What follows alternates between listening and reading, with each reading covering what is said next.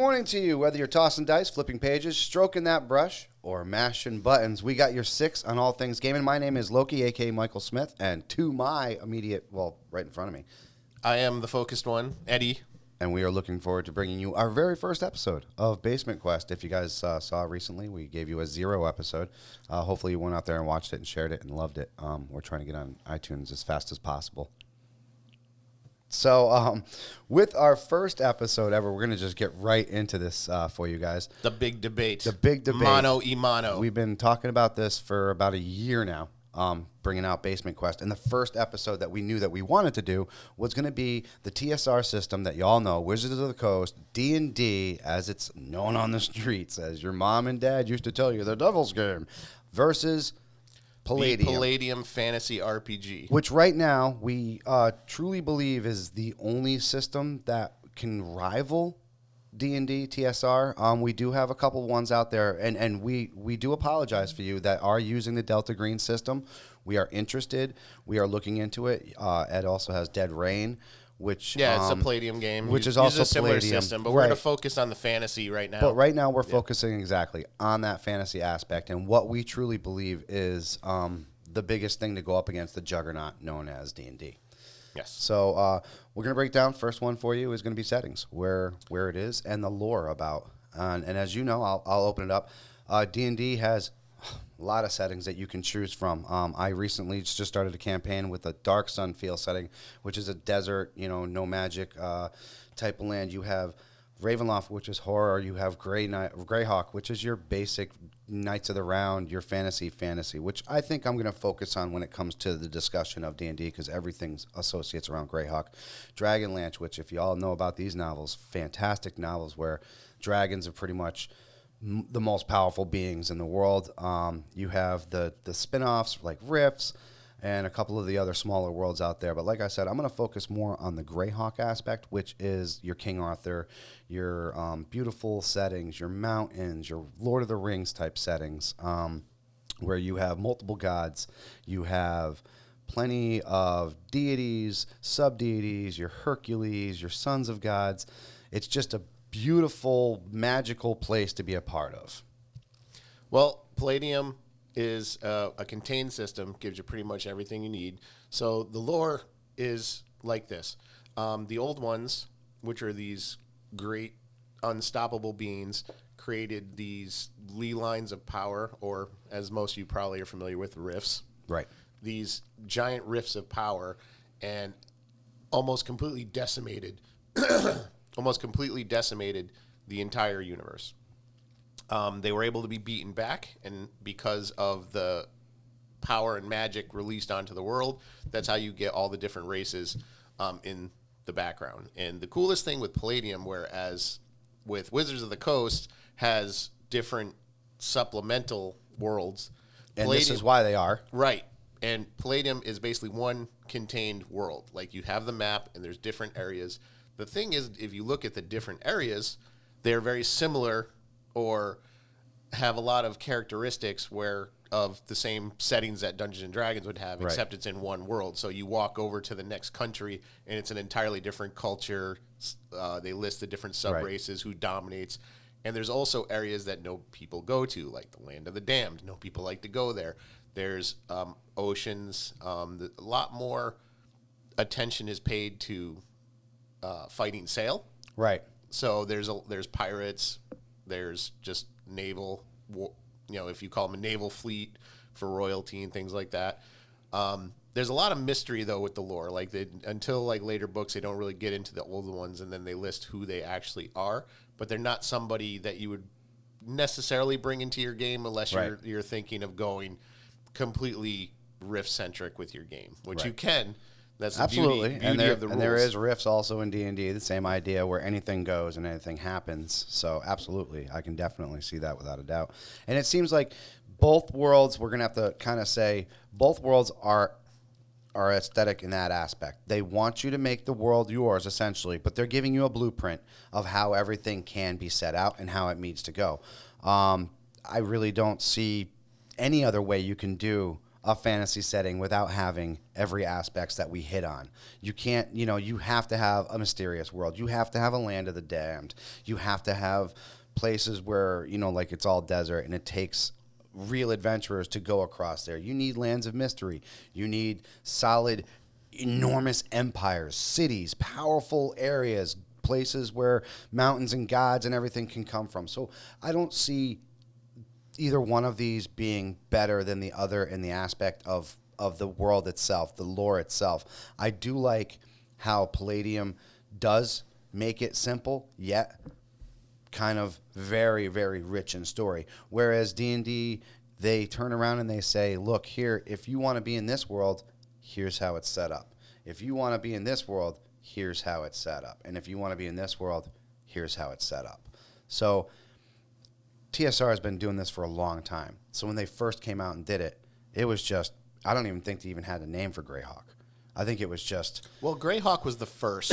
Right. So that was Gary Gygax's first setting. But I'm saying, yeah, right. Yeah, it's if you look at the first books, Greyhawk is referenced a lot. Exactly. So Greyhawk would be your starting world. But from there, they knew they had more. Whereas Palladium coming into it, they had a blueprint set a long time ago by a company that just kept throwing shit at you. Yeah, the creator had a land in mind. It was probably his own personal land to use when he was doing whatever adventures. Exactly. And he kind of expanded on that. If you have just the first book, if you start and you can start playing with just the first book. Yeah. Dungeons and Dragons, not so much. Yes. Which is where one advantage I think Palladium has. They give you a complete game in one book. I do remember that. They actually give you an adventure at the end of it, right? Or something like that? I can't remember. I think it's like a mini I can't remember adventure. His adventure, but they give you a hook, line, and sinker. sinker. It's something. Yeah, it's something all set up. They got the monsters and everything. One thing I love about them is they're really famous for giving you what they call hook, line, and sinkers. Like here's how you start. This is the peak. This is the conclusion of the game, and then you kind of fill in the gaps. We'll be hitting that one on the third. Yeah, we'll definitely hit that up. But so just touching on the setting of the world, if you just have the first book, it gives you brief descriptions of every point of interest. And you can just go from there. You can make up your own thing and just go from there. It just gives you an idea of the different areas and then the different monsters where they will live. Like it's mostly ogres here, or mostly this here. Yeah. And you could go just based on that. You don't even need a monster manual. There's plenty of monsters in the first book that you could go. I do remember that, just in the actual rule books itself. Exactly. Just starts you off. So, like I said, that's where one advantage I'm gonna argue that Palladium has over Dungeons and Dragons is you can't start without, you need a player's guide, you need a dungeon master's guide, and you need a monster manual. Absolutely. No, you do need all these things. You're already investing in three very expensive books. I will say, they have recently come out on Amazon, and a lot of us hardcore gamers, and I am going to take a shot at it because you hardcore gamers do have a good point. It's called the Starter Pack, and it is essentially it's D&D's welcome. It's TSR's welcome to D&D world, and essentially that's what they did. They took the ideas of Palladium and they gave you everything. It's all in one book. It's how to start off. It's a mini Dungeon Master's Guide. It's a mini Player's Guide, and it's a mini Monsters Manual. For you old schoolers, so there was the basic set, and then there was Advanced Dungeons and Dragons. Right, exactly. Well, you didn't even get like it's not even the whole book. It's just enough to let you play this adventure like over and over and over again, and that's it. So it's almost stripped down a little bit.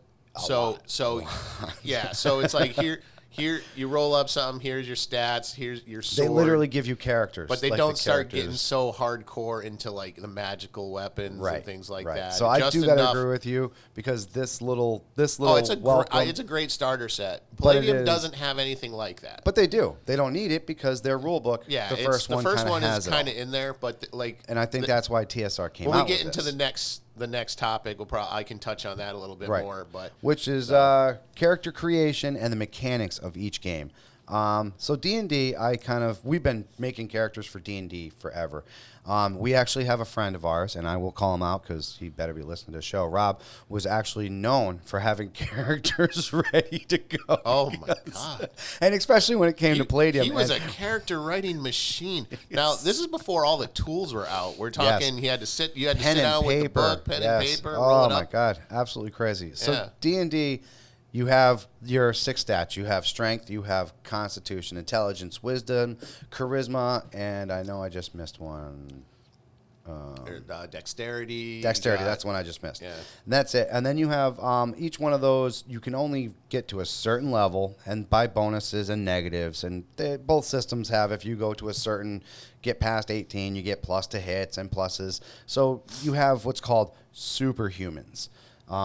They're humans. They're not like, identifiable, but they're brick. Like Conan the Barbarian would be kind of a superhero. He'd be like strength, 19? Dexterity probably of like a 20, right. Something like that in D&D terms. And each one of these stats gives you, an ability or takes something away. If you're a mage, you want to be, more intelligent, more wise. If you're a thief, you want to be more dexterous. There's all kinds of different things that add to it. The mechanics of actual character creation going into it is very simple. D&D does break it down, and they always have been. The one thing I do got to say about D&D is they are character creation friendly.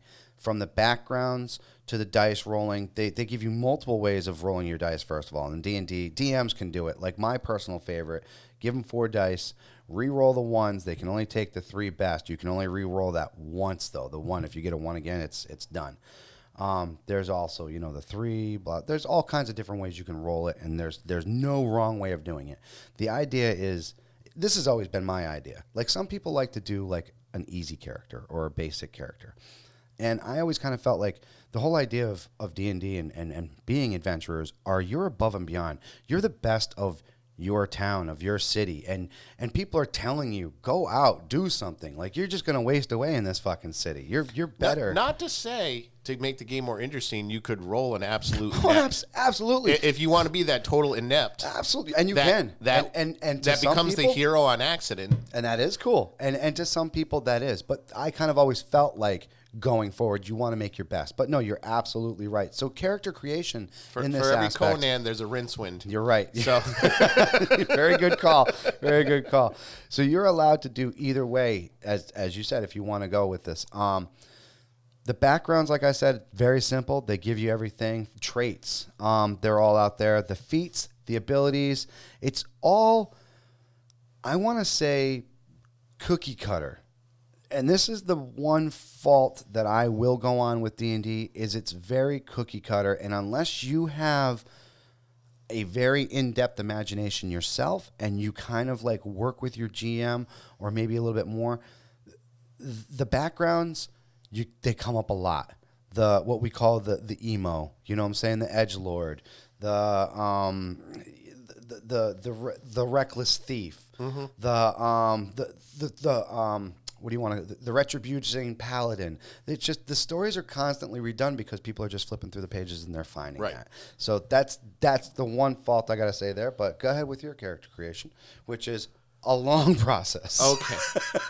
By the way, fair enough. I will yield to that. You're talking about 20 minutes to make a character in D&D now, and especially with the apps and stuff, it's probably even less than that. Here's the one thing I'm going to yield on Palladium is Palladium is horrible about giving you free tools. They do actually have a new character sheet. It's an Excel spreadsheet you can get, which has made it a little bit easier. But obviously, Wizards of the Coast has free online tool. Like I whipped up a character like right before we started, and I was ready to go. Yeah. So. And he's still live. And he's still doing good. And he's still doing good.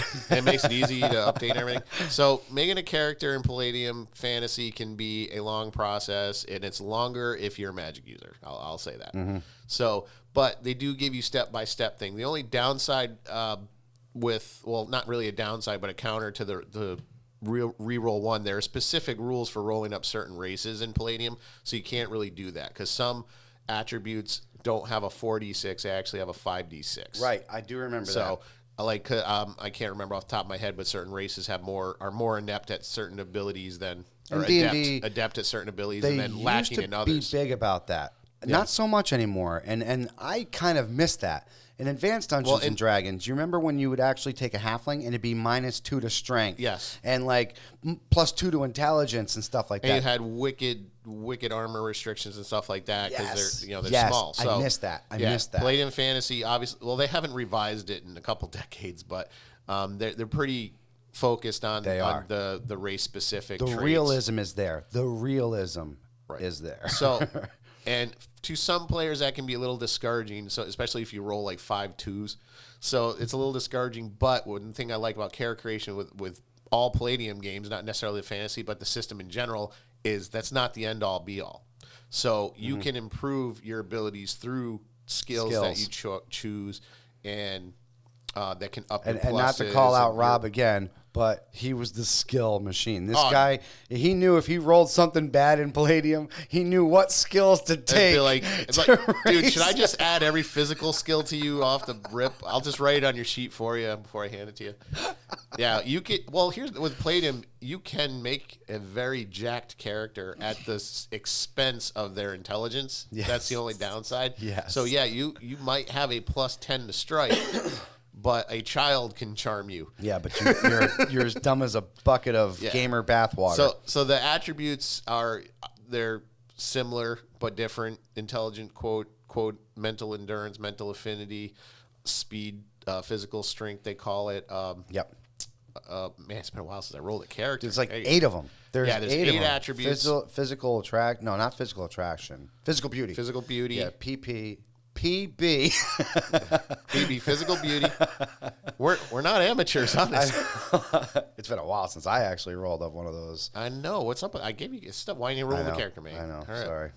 Be the man you wish to be. I know. I do. Like I said, but we've been trying to get these guys to fucking roll it up. But go ahead. Yeah. I'm sorry. So, anyway, so yeah, you have the 8 attributes, and they determine initial bonuses. So they're initial bonuses when you roll them. So you get like certain pluses over 8, 16, 17, 18 rolls get certain bonuses. Yes. One time, and then you can up some of your abilities through the skills that you choose. So if your character is lacking, because certain classes require certain attributes to be a certain number, which I really like. Yeah, because if you're going to be a goddamn computer specialist and you got an intelligence of 8, how's that really going to work out for you? And if you really, really want to be that technology-centric character, and you need to have those certain... It's like, oh, what do I do? It's like, well, go to the education skills, pick the ones you want, get that number up. Yeah. Now you qualify to be that character class. Right.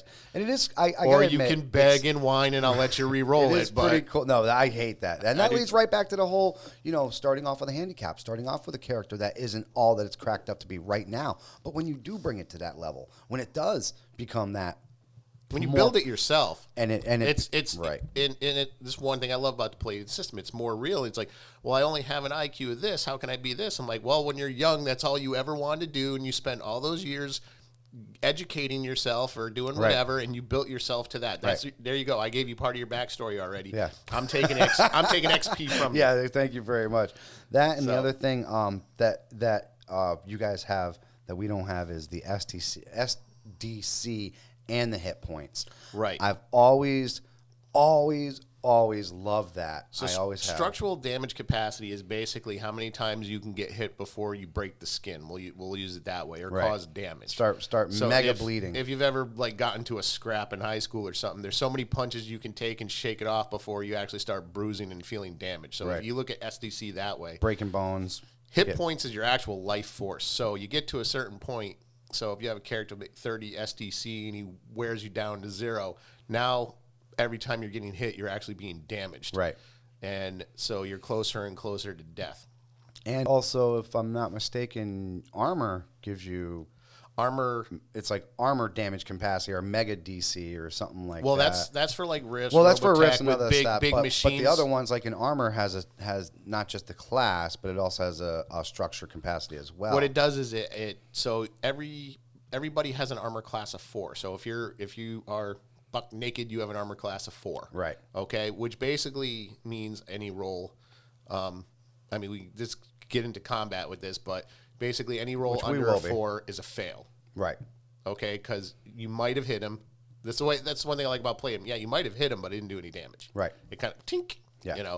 So went off his naked chest. Armor adds to your armor rating in the specific armor from like chainmail or a bulletproof Same vest. thing exactly. D&D. Right. You start off with a certain amount, and as you increase the items, boom. Any roll under that armor rating is a failed roll, not and necessarily start a miss. Doing the damage, right? Exactly. But if you do it over, it's going to start doing the damage, and then you start taking damage to your armor first, then your base SDC, then your base hit points, and then when you're 0, you do the infamous roll versus death. Right. And Which we'll get into more in combat, but exactly. on the character creation, just to wrap it up, one thing I love about the Palladium system versus Dungeons and Dragons is the weapon proficiency system. I've always loved that. The concept that you can use anything you want, you're just not going to get a plus for it. Right, exactly. And the system itself, the weapon system itself, is simple.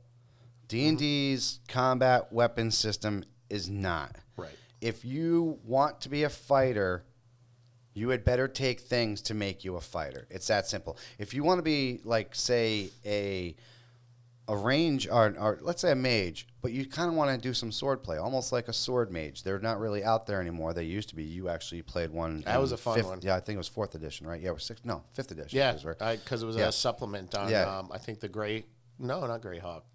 One of the supplements for one of the other worlds. But the same idea. You let me bring it in. It was awesome. Right. So you can still do magic stuff, but you have the sword. And unless you have that class, you really can't do that in D&D because D&D kind of shuns on a wizard picking up a sword and going ape shit on it. And if it does, you're wasting a couple levels of feats. You know what I'm saying? Like in D&D, when you go up levels, that's when you unlock feats, and that's when you unlock certain things. So you'd essentially have to be giving up extra spells to make sure that wizard has a sword. You know what I'm saying? But in Palladium, it's not like that. You can do that, well, as long as it's within the class of the wizard. If the wizard straight up says you can't use swords, you can't use swords. Well, there's some weapon proficiencies you're not allowed to have. Right. But for the most part, if you want to, it's a lot easier. If I recall, sometimes other classes will require you give up 2 skill slots for certain ones. Something like that, I remember, So it's a little easier, I feel like, to make something your own in Palladium. And D&D is very, like I said, it's cookie cutter. You have to follow a certain thing. Yes, Palladium does take a long time, but I really feel like you get a better character out of it. Which leads us to multi-class. Yes. Who multi-class better? I'm going to argue Palladium does, only because I still don't think they have multi-class down, and especially now with 6th edition. It's 6th edition, Fifth. right? Fifth. With 5e. With 5e, it's a nightmare because now players are getting, and it's not no fault of your own. Somebody figured this shit out, and y'all, if you just take one level in, say, cleric, right? You have I think it's like the heal wounds, and then you can just go to thief for the rest of forever. Now, in D&D, you can have a thief that cures wounds just because he took that level 1. Or, this is the other better one, say you want to take a level 1 in fighter and then go on to being a mage. Now you have that level 1 in fighter, you have a mage that can use a sword, and he gets the bonus because you get the bonus of the first thing being a fighter. And you get to use 2 weapons, or you get 2 attacks, or some shit like that. So people have figured out how to multi-class into this in a really cheesy way, and I think it's a fault of TSR. And once again, that's another negative shot on them. And I've actually had to tell a couple of my own players watching this, and you'll know exactly which ones I'm talking about. No, you're being cheesy. Stop.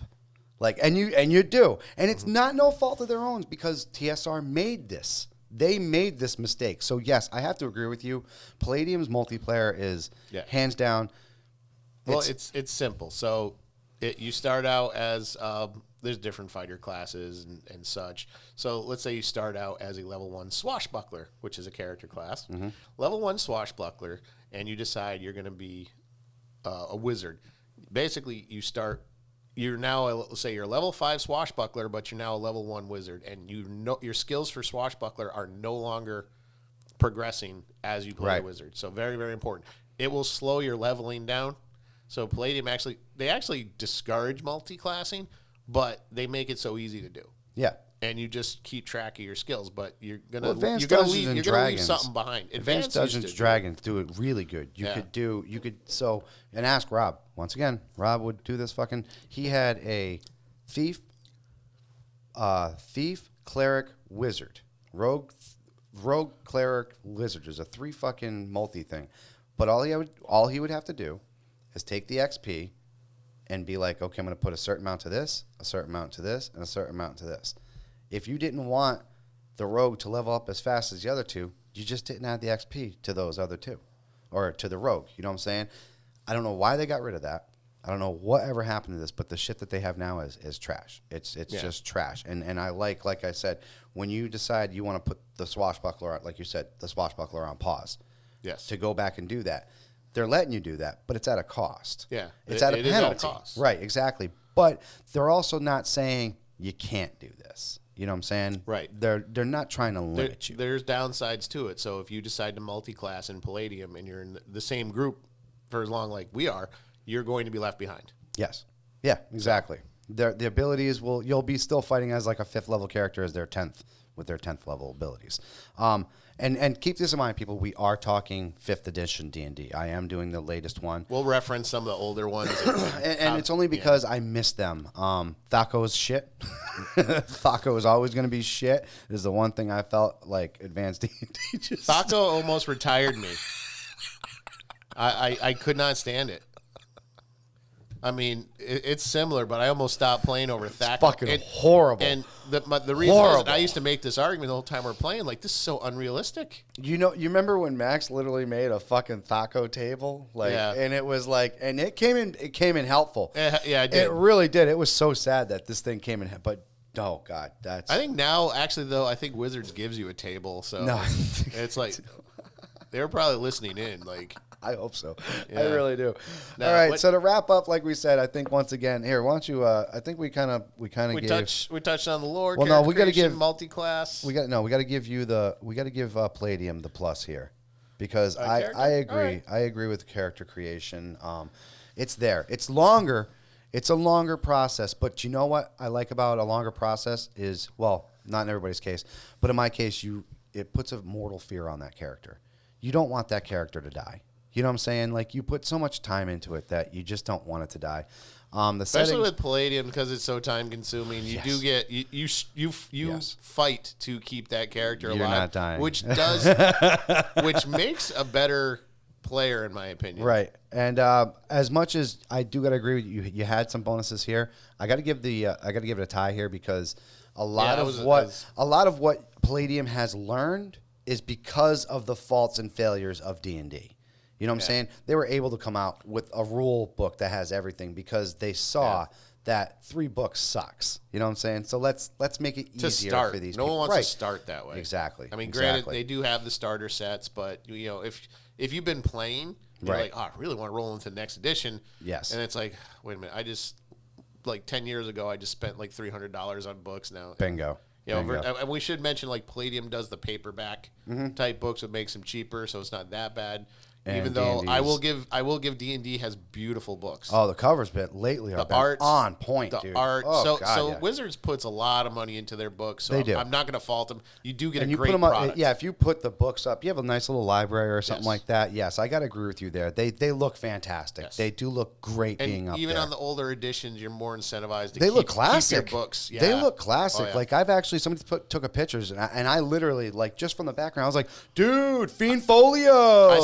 I saw the what is it?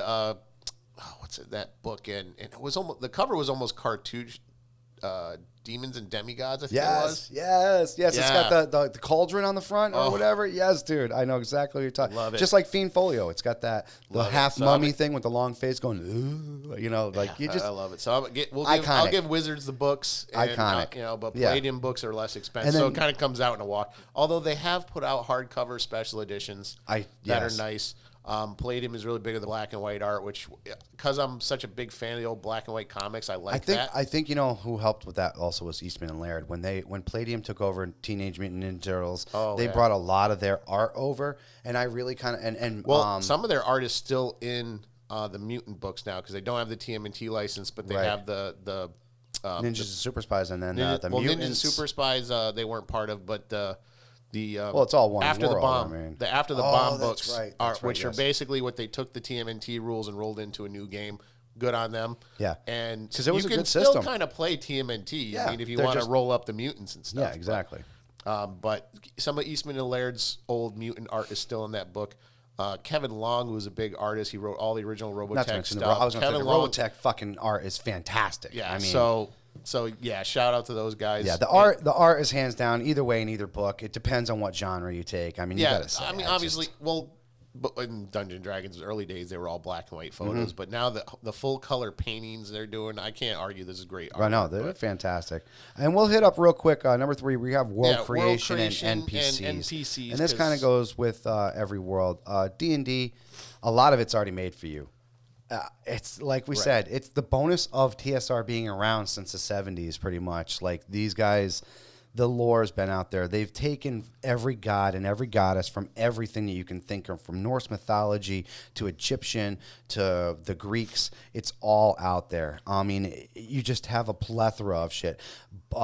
Artists like R.L. Salvador, who just come out with like stories, these fantasy works about Dritz and the Dark Kingdoms, and then they just go off of that. So I mean, there's a plethora, and when I mean a plethora of just stuff that you can just grab from the D&D and make it your own. It's you can really you can go from basic to epic in just a few adventures. Exactly. So it's so easy to do. It's so easy to do. It's so easy to grab it. The NPCs, I mean, if you really want to wow somebody, if somebody reads a book or something, you can just throw that NPC in there for fun. Or you can make an NPC just completely round the character because they're missing something. Maybe these guys just, for some reason, wanted to make 4 fighters because they just wanted to. But you know that they're not going to live without a fucking healer. So as the DM, you hook them up and you give them a nice little NPC. I think D&D, when it comes to world creation, I've been doing it now for, 30 years. I don't think I've had a world that sucked.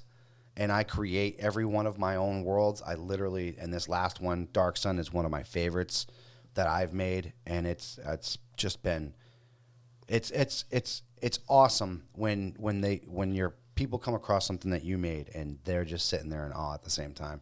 And D&D, I've always felt like anything, and good on them, because let's be honest, it's not like they're coming up with original ideas. These are gods and goddesses that have been around forever.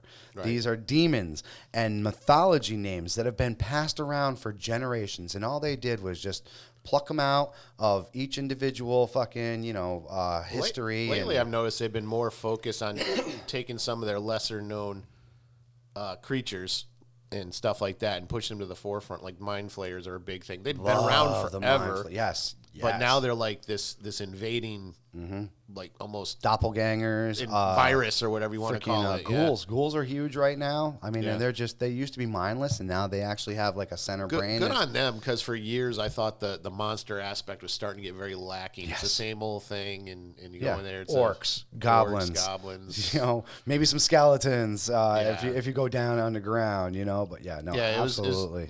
Now they're like these are some serious creatures. The evolutions that have happened from, if you watched the Displacer Beast, for example, it was at first it was just a Black Panther with these tentacles, and now if you see you see this Displacer Beast now, it's this sleek 6-legged multi-tentacle creature with this the jaw thing that I love so much. That vampire thing goes on. It's just the thought that goes into these things now, man. It's just so incredible. One thing where I'm going to make my case in Palladium with like NPCs or monsters, they give you random tables that you can throw something up real quick. Yes, on the fly. D&D, like I said, they have that. That's the one thing I love. So you're in game, and let's say the NPC you're using is just not working how you hope. You could quickly or you go have to the book. murder hobos. Right. You could quickly go into the book, randomly roll something up, throw them in there. And throw in a MacGuffin or whatever to get the game moving. Because the only reason why I have that on my shield or my screen, my DM screen, is because I came up with the tables myself. And one of the tables that I have in the lower left-hand corner is random NPC names. And the reason why I came up with that is because sometimes when you're just sitting there going around and you just throw a random kid that runs across the street and your fucking players are like, "What's his name?" He's a fucking random kid that just ran across the street. What the fuck? I'll freely admit that I'm admitting this to the world right now. I suck with the names. I really do. So the writing software I use, Scrivener, has a name generator. Mm-hmm. Now I have, for this Dead Rain game I've been planning, I have names for everybody ready to go. See, that's fucking perfect. That's perfect. So, yeah. NPCs, monsters, there's random tables for that. With Palladium, one thing I've always liked is you do have these exotic creatures and these races and stuff. And they're all set up as if they could be player characters, even though they're not. Right. But they give you the rules to like really flesh out. It's like, so you know what? Maybe I want to flesh out this one monster. So this one monster's been tormenting this town, and they give him a name because he's just murdering something. So it's like you need to go out. Give him another extra ability. Yeah, you gives need to him go extra out strength. and kill George, the Yeah. whatever. And, you know, so that's the one thing I really, really like. And they also have things like dinosaurs. They have dinosaurs in the game. So it's like funny. It's funny because dinosaurs were. We used to be the Monster Manual a long time ago. Advanced Dungeons and Dragons. They had a section dinosaurs, and you're right. Yeah. Recently, the dinosaurs has just been gone. Maybe you see a Velociraptor because they're cool and everybody loves them. That's it. Yeah, you know what I'm saying? and Palladium does have a really good monster book, and they do. You know, I love dipping into. And like it. I said, once again, going into the SDCs, the first core and then rule book has plenty of monsters for you to use to get started, and then as the deeper you want to go for like gods and stuff. The one thing I've always found funny about Palladium is like they have all these gods, but they're like, we don't recommend you do this. We don't recommend you do that. I'm like, well, what if I want them to encounter a god? It's like, but here's the thing. The one thing I've always found interesting, the gods are not the most powerful thing in Palladium. It's usually the monsters. It's the old ones. The old ones are more powerful, but the old ones are underground somewhere. I love how they put that. They're basically these titans. I was gonna say they're part of the world. Yeah, they end up becoming just like you said, the Colossus of the Colossus of the Shadow. They're part of the fucking environment. So when they come up, they're wrecking cities and shit. They're literally raising. And it's like in the book, there's an old one's book, and you read it, and it's like these can't be killed. I'm like, okay, yeah, it's like a Tarrasque. You know what I'm saying? Like you need all this, and then you still need a wish to take one of these things down, and that's just down. It's not dead. That thing eventually comes back. You know. So yes, there are. I do like that, but then leading right into it. We got gameplay mechanics. We're going to break down the tools, the story, equipment, and what was that last one we got right there? Equipment breakdowns. And the equipment breakdowns, yep. So the gameplay mechanics of both games is they both use the D12, the D20. A lot of them, we pretty much use the same damage for the system. You don't see much more than a D12 being rolled for damage. Some weapons. Some. Depends on what it is. I'm going to say I've never seen a D20 being rolled in D&D for a weapon. No, not for what. That's the D20 is always your your attack. That's what I'm saying. So a D12 I think is the highest I've ever seen rolled for damage in D&D. Right. And it's that's pretty much it. The mechanics of the game, I think they're both pretty much the same. It's broke down to very simple. It's you attack, it's your turn, you're allowed. Now the thing with 5th edition now is you have, and this is where things get confusing. And this is where things, if you don't know what's going on, you can get lost. So you have your movement, and that's where your character can move wherever it wants. Then you have your minor action, which is something that, like drawing another weapon, pulling something out, taking, I think a potion counts as a minor. Yeah, a potion is a minor action. Grabbing something from the ground real quick is a minor action. There's a whole list of things that count as a minor action. You have free action, which can be done at it's just pretty much talking, shouting. It's something that's, and like I said, gets confusing. There's a list of free actions. And then, of course, you have your last thing, which is your action, which you can do. And then you can have bonus actions after that. So you essentially have, in D&D, with your mechanics of your movement, you have movement. You have your free action if you want to take your free action. You have your lesser action, and then you have your main action. And then once again, if you have it, you can have a bonus action. That gets very, very confusing. I was going to say, this is where I'm going to stop for a second. I'm going to stop for a second and say, fuck all that. Yeah. Palladium, you're in combat. You have a number of attacks. You break combat, you use an attack. I love it. Bottom line. So if you're going to take the potion, there's no minor or major, whatever. You're going to use a potion, you need to use an attack. The thing with combat in Palladium is it's not the same as where you get in there, use all your attacks, move on to the next person. You're engaged in combat with something, it goes back and forth. Mm-hmm. If you have more attacks than your opponent, you get extra attacks. You actually the opponent has a parry. If they want to take a parry, or they have a roll. Which is automatic. So they roll against each other. And that's the big thing about D&D. D&D is just a roll versus, so I'm just attacking you. The GM is attacking the player. It's Well, we should one point dice out, roll. You're attacking me, so let's say you have 3 attacks, I have 2. No, not in D&D. Well, no, I'm just saying in Palladium. So you Yes, have 3 attacks, yes. I have 2. Right. Which means because of your skills and stuff, you kind of have an advantage. So I can attack twice, but And then I you can get attack. that extra third one in just because you have your skill level and you have an extra third one. Combat Exactly. is supposed to.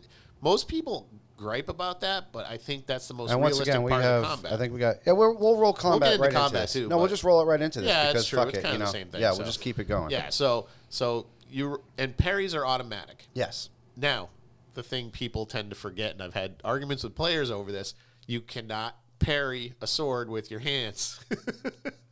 You must dodge. Yes. That costs an attack unless you are one of the there's like rare combat proficiency that gives you an automatic dodge.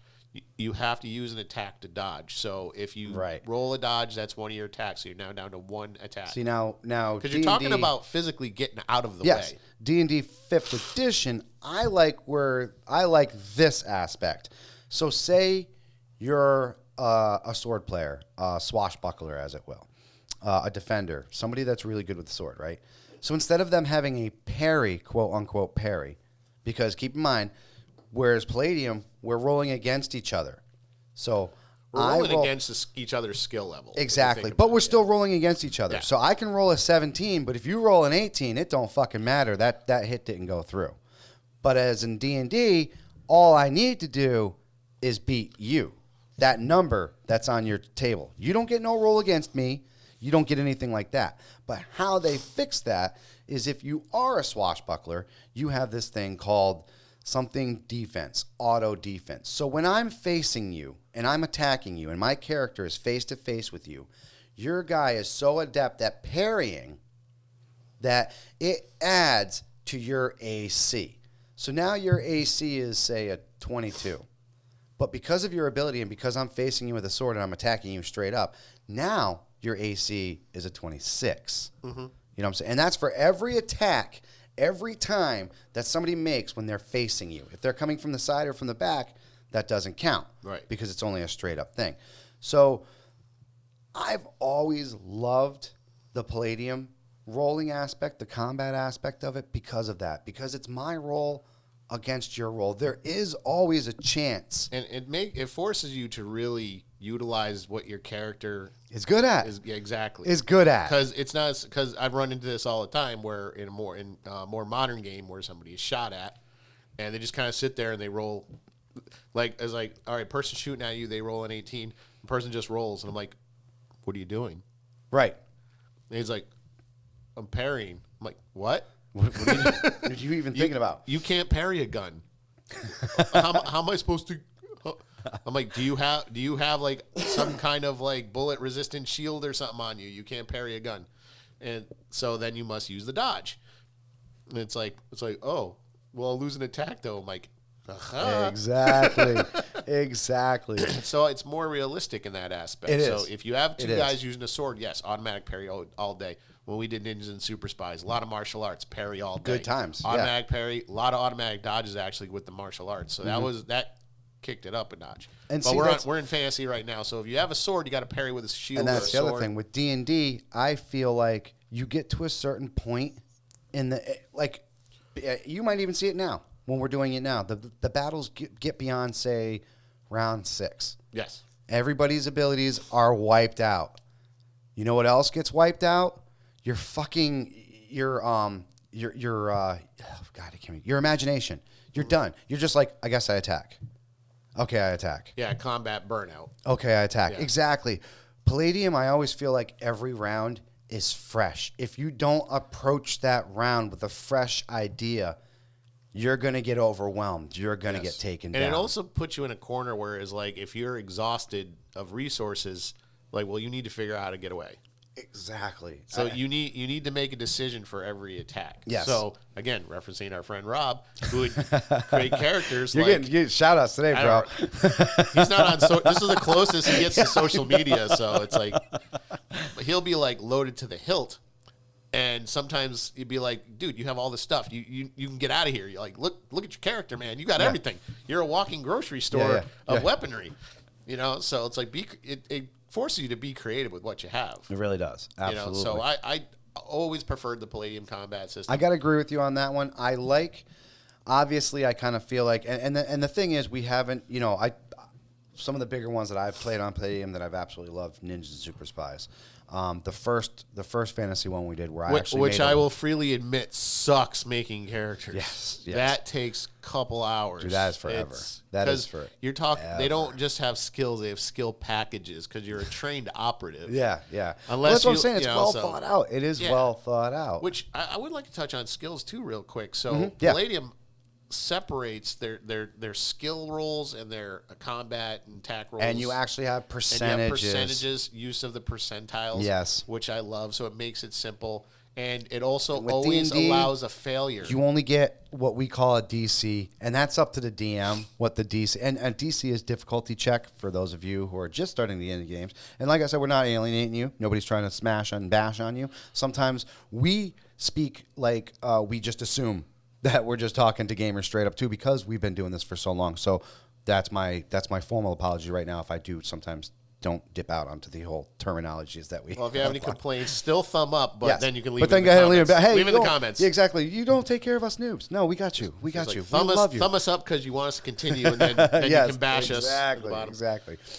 But yeah, I do love the aspect of, so you start with a certain percentage when you learn a skill, say 45%, and as you go up in level, it goes up and maxes out at 98. Or you because can take there's always bigger. room for failure. So it never goes beyond 98.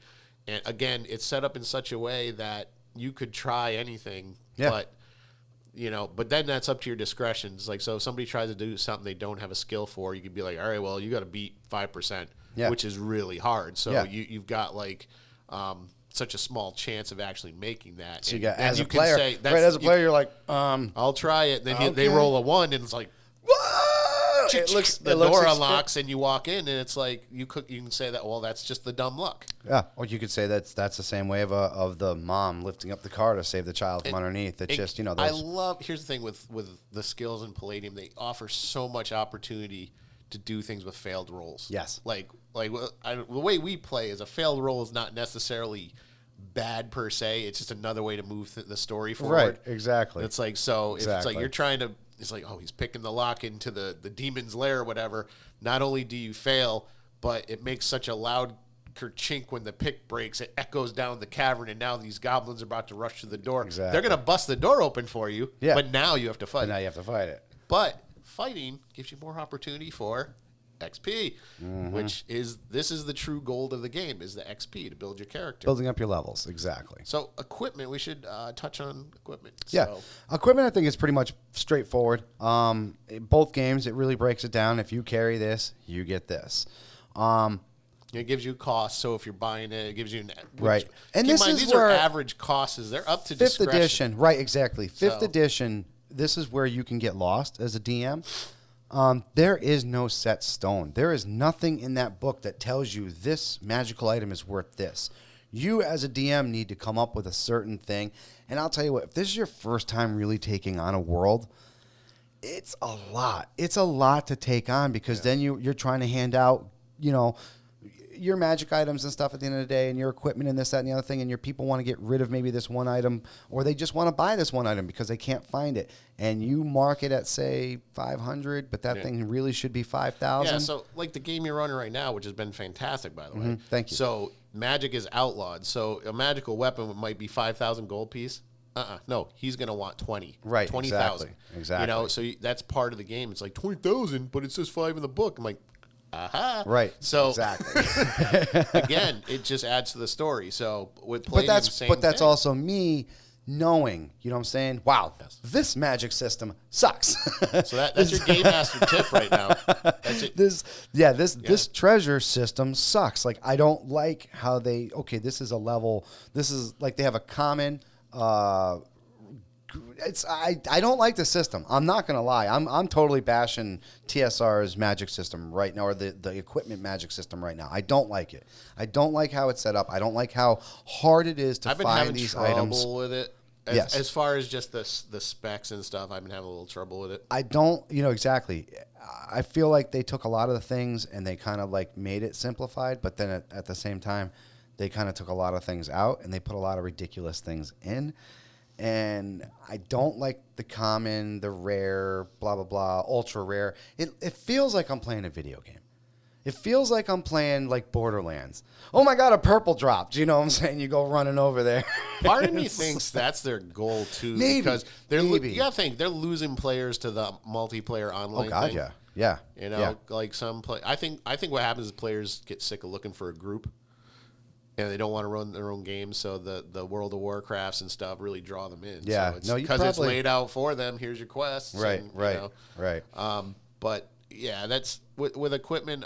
The Palladium, I love. One of the coolest things I always thought is they used to have that big picture with the spear sword. It's all That lined was up cool. and stuff. And they would have all that thing set up. The weapon damage. compendium, which you can just have for a reference. And I in think, general, I over think the one thing that you guys did, wasn't it? You had structural damage for weapons too at some point, right? And shields. it was Shields had Shields that. and That's what it armor. was. That's what it was. Shields and armor. But- D&D started trying to incorporate in that in their fourth edition. I'm sorry, in their fourth edition, they started trying to give like durability to shit, and it just didn't. It didn't work out as well. I ended up 86 in it. I didn't like it, and that was leading to the equipment durability. It's tough for like wear and tear. How do you factor that in? I've always thought I about hate it. I hate it, man. I hate it in video games, and I hate it in D&D. I understand why it's there. It adds a sense of realism to it. I think if you put it in perspective, so if you are a level 10 character still using the sword you had when you're level 1, it's not going to be as effective. So you can attribute that to wear and tear. Like, bro, the sword's had it. Yeah.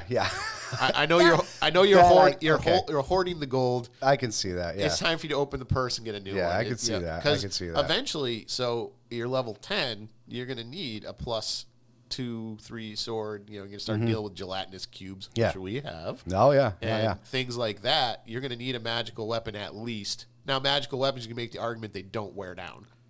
The only way to break them is to disenchant them. Right. Which, for that, you need alchemist? No.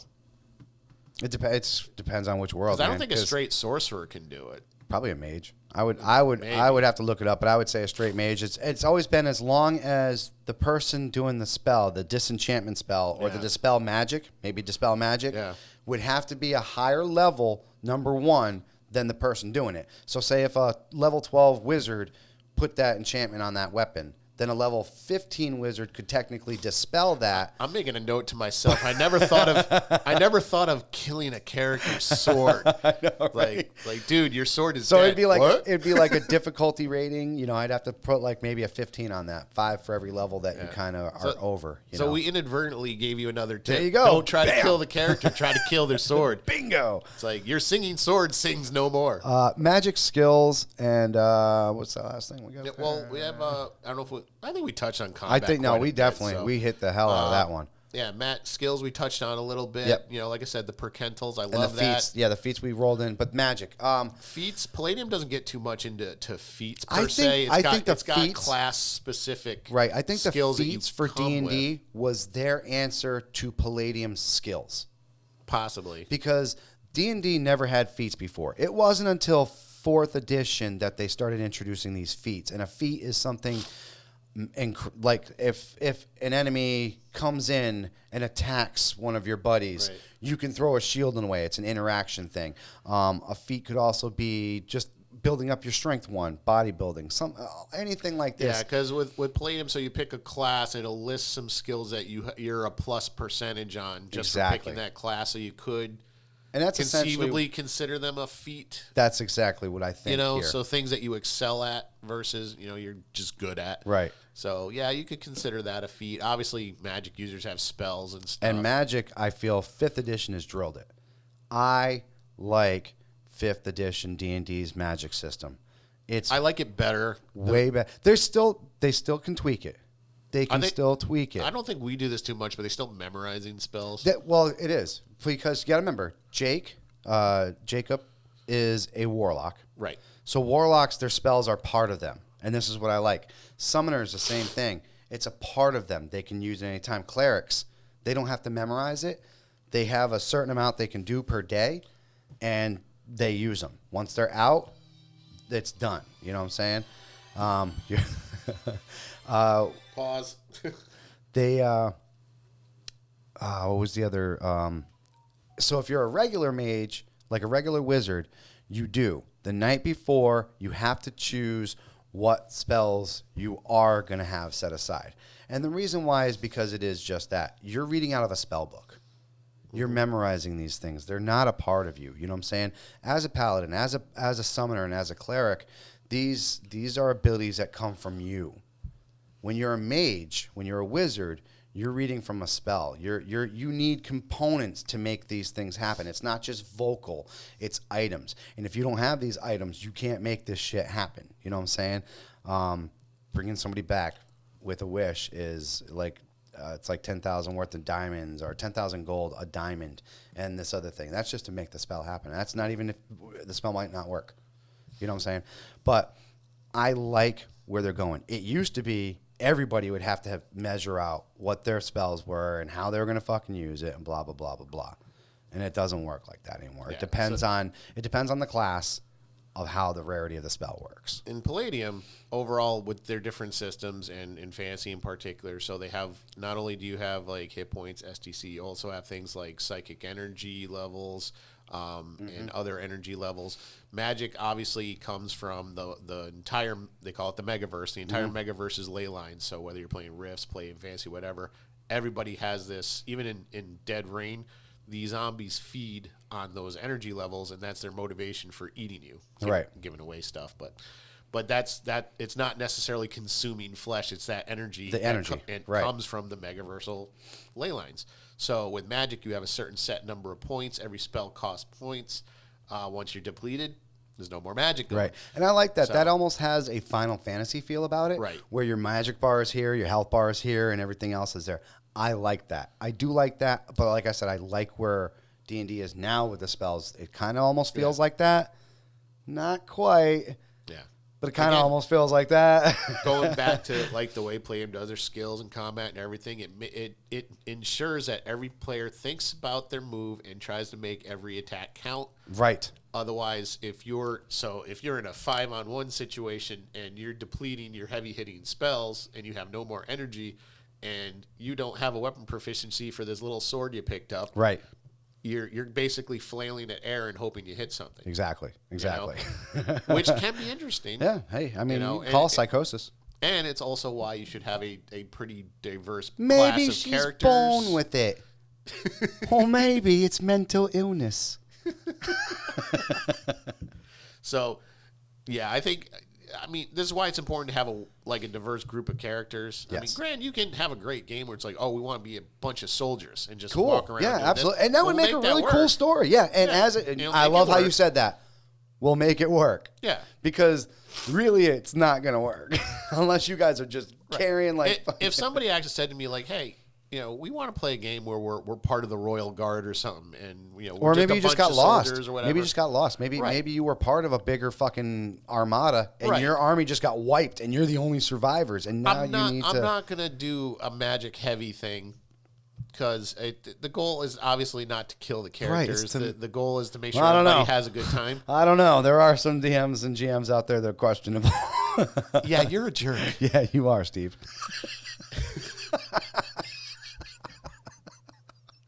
Oh man, I'm sorry.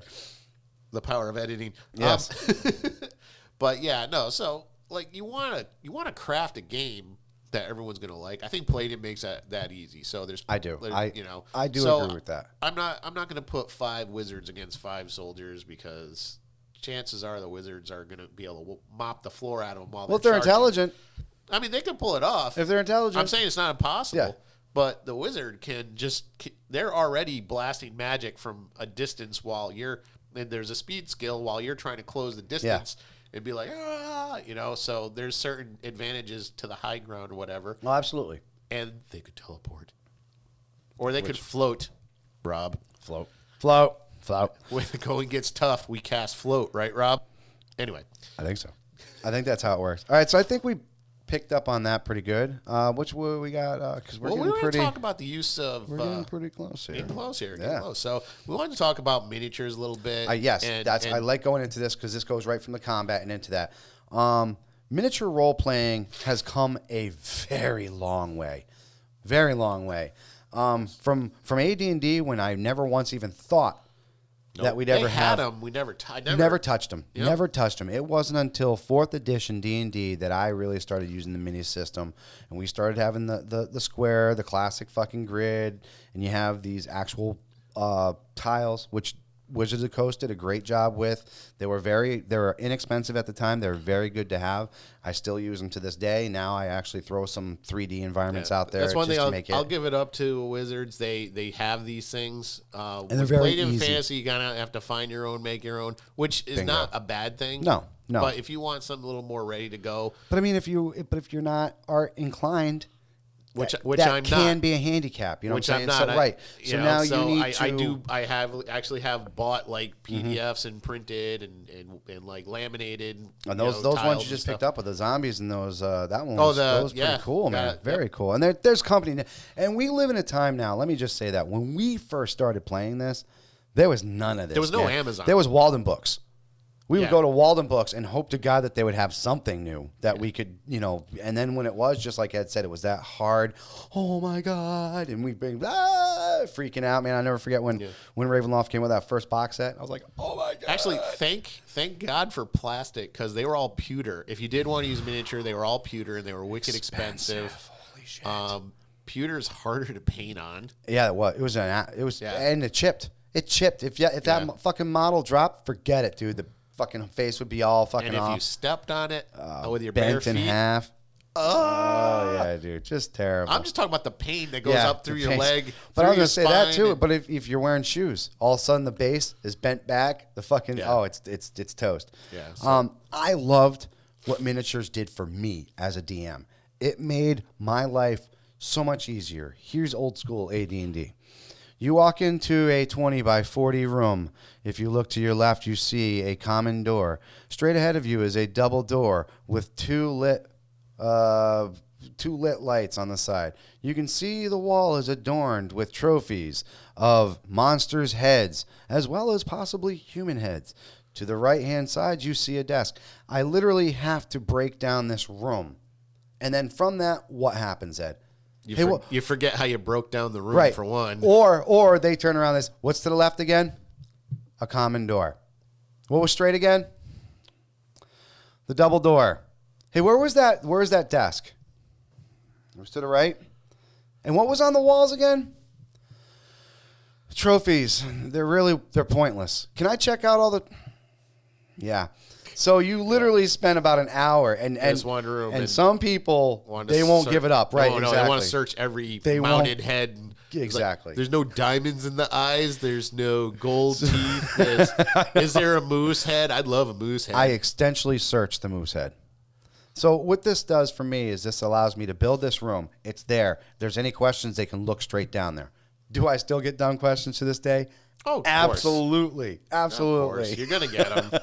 But I love not only that, when it comes to combat, there is no questions of whether you're flanking that monster or not. Right. Look down. You see you're flanking that monster. There is no question of, can I run and get behind that monster? We'll count out the squares. Can you? No. Well, there's your answer. Somebody is like Ed is really good at this on the table. Some other people, not so much. You could see him analyzing other people's moves, and he's deciding what he's going to be doing next, deciding on these people's moves. With it out there in front of you, you're able to watch this happen and watch this unfold. Here's the thing, because I hate cherry picking. So there's a couple good people with that, yeah. You'll have all right, there's these monsters, there's us, I have a bow, I'm back here. And it's like, which you can cherry pick, by the way. So I don't want to get shot. Rangers. Well, I don't mean necessarily. I mean cherry picking this way. So the Minotaur is beating down this thing. It's got down to its last 3 hit points. And I'm not the type to be like, oh well, I'll just kill that and grab the points for killing it. I don't do that though. But yes, I understand what you're saying. But yes, if you were a rules lawyer, yes, technically my kill, my points. Right. So who's in trouble? Okay, he's in trouble. Let's fire arrows over here. He needs an advantage. I'm not like a magic user or anything. I can't cast it, but I can give him some combat assistance. Right. Pew, pew, or whatever. So that's what I like. And the miniatures have made that easier. Whereas before you might have had the graph paper and everyone's drawing little lines You would have on to. it. You'd have to write out where your characters were. You would have to write out what was going it's on. easy too, like because back in the old days there was a lot of this, like oh, he's in trouble, zoom. Oh, he's in trouble, zoom. Oh, Yeah. he's and no, And then you look down. Dude, Not realistic. You just moved 25 squares.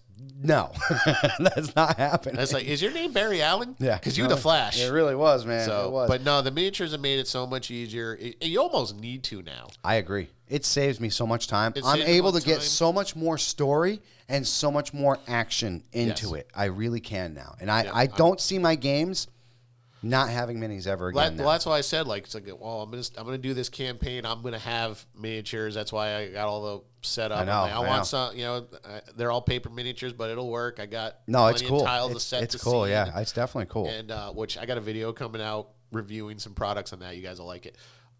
So yeah, the miniatures have been a godsend. I To the I game. like them. I think and especially thinking, we kind of mocked them back in the days, like, oh yeah, we play, but we're not like them. yeah, exactly. And then, And fast forward, we've become them, and now we understand why. 40K later, that really you know what? Yeah, I should say, like, playing the actual tactical strategy games of Warhammer 40K really brought me made me- forward because to the minis. Because what's the first thing we were playing Warhammer and we're looking at it, and we would just be like, what if we added some RPG elements to this? Just how awesome would this game be? A campaign, right? Yeah, and exactly. then it's like- he's my hero, and blah blah blah. Yeah, exactly. You do. Exactly. And so I think any system is like pretty mini centric. And we got to be honest.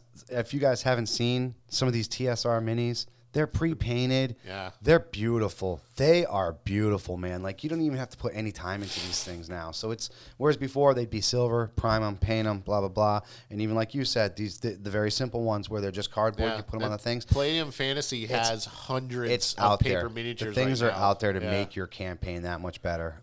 There's also, here's the thing too, talking on the paper minis. So if you're going to use paper minis, there's actually templates you can buy. So if you are artist centric, you can actually Yes. draw your little mini, set it up on the paper properly, print it out, laminate it, use the little plastic things I did, or there's like just little cheap plastic markers you can use. Yep. They make it so easy if you don't want to invest in all the plastic. So yeah, we're pro mini. Absolutely. Or Absolutely. if you want to kick it up a notch, you get a 3D printer and do your own. Yeah, 3D printers have made everything so fucking awesome, dude. Geez, yeah. So, And awesome. Yeah, I think it's a tie there. Yeah. You need it. You need it. Yeah. At this day and age, if you're not using minis, you're missing out. There's Yeah. another tip for you. And terrain too makes it. Yes, it really does. It helps. Because one thing the games are always lacking is, like, is this tree blocking my view? I'm not sure. So You know now what? Let me put that roll tree- on it. Let me put Right. that tree there. Like, yeah, the tree is gonna make definitely harder is. to It's- shoot. yeah. And you can make a call. The tree's making it hard for you to shoot. You can still do it. I'm gonna say you have no plus though. Or you can say it's so difficult to shoot. If you choose not to shoot, that enemy won't see you over there because the tree is Right, also so it's- obstructing their view. works So both yeah, you ways, can work so it both yeah. ways. XP reward. I think we touched up on this pretty well too. Same idea. The Palladium breakdown goes like this. It actually has a list of things and what they think the XP should be. Right, So if you do and something like magical- solving a mission, or killing a monster. And D&D's done that as well lately. Saving If a you've seen the player. things, right? I can't remember. I've always found this interesting. Like, I thought it said sacrificing oneself for another player, and I always used to say, "What's the point at that point?" Well, if you're I don't think dead? it's sacrificed death. I think Oh, it's okay. when you literally yourself in put death. yourself Yeah, in okay. risk, or maybe even something as simple as risking one of your attacks just to help that person get out of the way. They've taken too much. Yeah. And even though you Play- can't take this playing fight, out character and Right, stuff. right. Because it's one thing, like, I'm big on. I know you are. If you play outside of if you're like lawful good and you're like smacking Yes. little old ladies in the face You and ain't taking get- their yeah. money, I'm like, you're gonna start taking XP away. I do, I'm like, absolutely, dude. And see, with me, my thing as a GM is I put the whole pool together and then I separate it amongst. So you're not just fucking yourself. You're fucking your party in my the world group, when yeah. you do this to yourself. You know what I'm saying? So, and I prefer to do it that way because just like we touched on earlier, cherry picking. You kill that monster, your kill, your points. Well, when it goes into a pool, It's kind of selfish if you Right. if you break it down. It's like It is. it doesn't help the group. So yeah, you need to make that call. Like, Right. okay, good, you killed the monster, but the Minotaur already like beat him down like 90%. So. Right. And then you really break that down too. If you start letting that happen more, where he gets more XP at the end of it, now all of a sudden these people are like, why is he going up faster levels when all he does is cherry pick? So the XP, like I said, I like to do a big pool, and I like to separate it amongst. If you have 5 or 6 people playing, it gets separated 6 different ways. I have a little spreadsheet, and I'm gonna be like checking off things. No, he does, and I will say Ed is very diligent about that. Like if you are a good player, you will get more XP than another person. Like because I check it off. Yep. As it like because you get XP for pulling off a successful skill. Yes. So if you successfully pick locks, it's like 50 points. You know. And I will actually total that up. That's the only time I'm really a rules lawyer. And I do. I like that because, like I said, there is a small little bit of pride when your name gets called out and you made 400 more XP than everybody else. It means that you did better. You stepped up more than everybody else, and that is a good feeling. I'm pretty excited. So for the game I'm playing, I'm gonna kick up XP a notch. I'm gonna have the goal for the game. That everybody can get XP on. Every player is going to have a personal goal. That's cool. But the personal goal makes it personal. The personal goal is not going to be in one sitting, so it could be ongoing through the campaign until you eventually get it. It's almost like and I'm going to offer a big pot for it. Right. So it's almost like how a lot of these games now they're doing missions. Yeah. And if you say one's worth 1 star, and it's as simple as say kill 10 enemies, and then one's that's worth like 5 stars is kill a general, do this, do that, do that. It might not happen in one day. It might take you all week to do that. But when you do it, you're getting 5 stars. You know what I'm saying? So I like that. I like that. Well, here's the thing. These are going to be deep character goals, like really, really deep. And that's cool. I don't want to get too much into them, but it's gonna be fantastic. All right, so let's wrap up our closing arguments here because I think we're getting pretty close. I don't think we're going to be able to hit up that one some extra news this round, but the next episode I think. Yeah, we'll like shoot some news. But no, we definitely we're hitting you guys up with some great information here. We really hope this helps you out. All right, so closing arguments for me. D&D, I always felt like it's a very simple system. Open up the books. Get inside of it, roll your characters. You have a character done in 20, 25 minutes. The DM, as he's waiting for you to roll up his characters, he can be setting up an adventure very quickly. There's so many modules available. D&D has been around for so long. There is so much available to you. You really, I mean, literally, if you can't find anything for your world, you haven't even opened up your phone and just put the words D&D on Google, and bam, you have everything at your disposal. It's the oldest, longest going RPG tabletop system out there. It's the most well known. All you have to do is say D&D and you got somebody's attention. And for the 20 die system, I have to say, as simple as it is, I still find myself as a DM getting lost in the overall complexity that truly is there when you look. Well, Palladium system has always been my favorite. It's not, I won't call it a simple system, but it's the most realistic in my opinion from the character creation. I think the customization has always been so much better. You can really, really fine tune your character to you really bond with it. Mm-hmm. Because of that, I think people spend more time building the character story, keeping it alive. There's no throwaway characters in the game. Even the alignment system, I think, is so much better, whereas there's no such thing as really good and evil. It's all a spectrum. People are selfish or generous. You know, that's more realistic to me. The combat is more realistic to me. And I think that's more important to me. I need to really believe that what's going on is happening. And a lot of the things, like, obviously, D&D is the OG, but a lot of it, I just don't believe it would work that way. And that's my biggest complaint about it. The world, every book, it's one world where you don't have to transdimensional shift to get there. You just have to walk across the border, but you have a book for it. So if you want a more horror-centric game, you have books for the Land of the Damned. If you want a more survivalist game, you have books for like the Western empires and Eastern territories and the most remote places. Or if you just want adventures in the high seas, all the rules are there.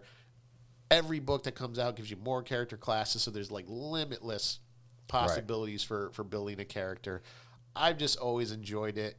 I just wish they came out with books quicker. That's the only downside. Yes. But, you know, I don't know. It's just the system that I think I've melded to best, and I think I work best with it. I've tried DMing Dungeons and Dragons before and just had trouble with it, but I don't know. It's just It is a hard system to DM. yeah. I will say that. I will. As far as a player is concerned, it's very easy to get into it. It's very easy to lose yourself in it. Yes. As a DM, it can be very hard. It can be very frustrating.